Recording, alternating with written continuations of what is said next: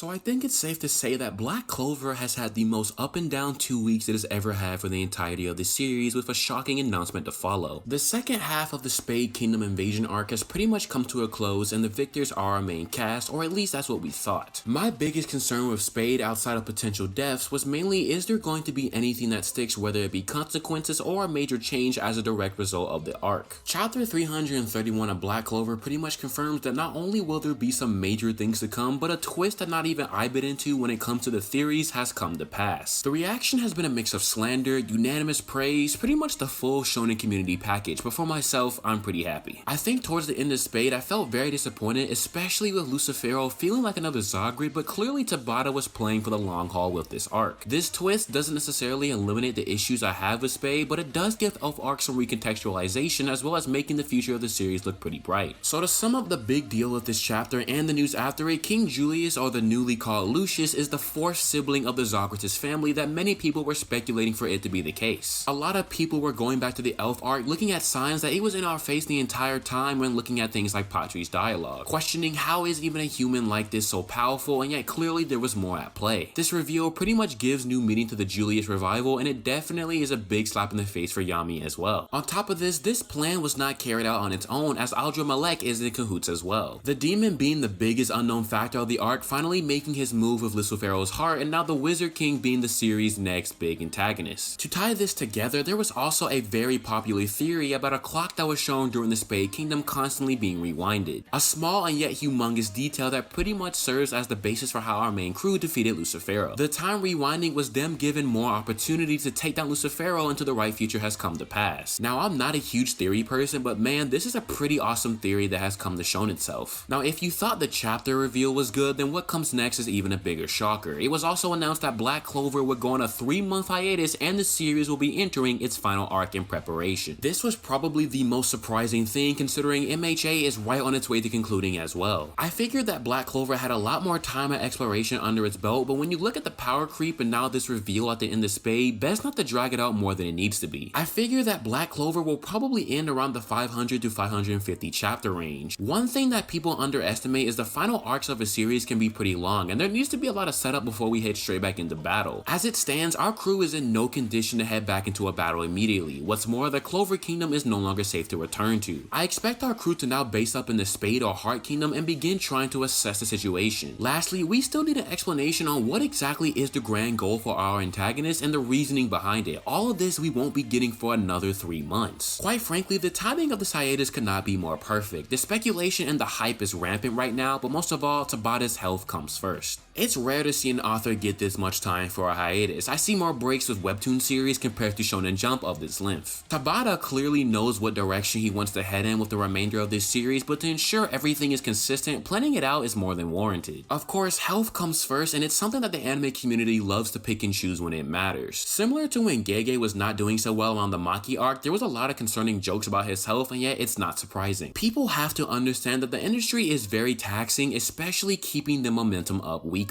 I would have loved for Horikoshi to go on break before initiating this final act, but unfortunately, not everyone is lucky or receives the opportunity to do so. However, as I said on Twitter, let Tabata rest. Let him spend time with his daughter and his wife. Let him plan things out coherently with his editors, and let us await to judge what may come. The room for excuses is going to be very minimal upon Black Clover's return, because Tabata will have had plenty of time to map things out and get things in position. I can only hope that the series will accomplish everything it sets out to do, and hopefully it's something people can enjoy. On the brighter side of things though, the timing of all this is really synergizing with the other events in the series. With the movie still in development in the background and the anime still MIA, 2023 is going to be a pretty big year for Black Clover. One thing for sure though is that I don't expect the anime to return until the manga is completed, and they'll probably animate it all the way through. Whatever the case may be, this is a pretty big move for Black Clover, and hopefully it's a move that'll benefit not only the fans but Tabata himself for the long run. That's pretty much it for me though. As always, thank you for watching, and let me know your thoughts in the comments section down below. Stay safe out there, and I will catch you guys in the next video.